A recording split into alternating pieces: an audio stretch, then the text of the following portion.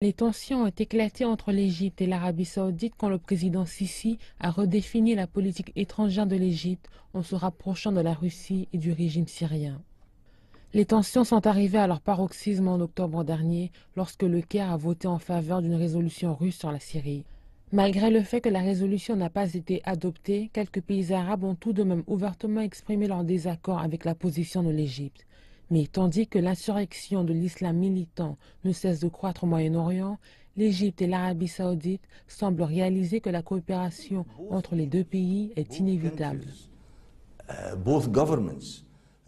Je pense que les deux dirigeants au gouvernement ont reconnu que ce qui lie les deux pays ensemble est bien plus fort que quelconque divergence qui pourrait les opposer. Depuis quelque temps, la relation entre le président Sisi et le roi Salman semble s'harmoniser. Cette visite est la deuxième du président égyptien en Arabie saoudite et la troisième rencontre avec le roi Salman en 3 mois. Le président américain est peut-être la raison pour laquelle ces pays surmontent leurs différends.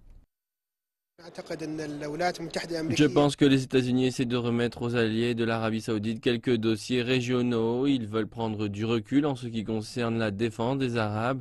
Les Américains ont besoin que ces pays fassent eux-mêmes ce travail de défense avec leur soutien.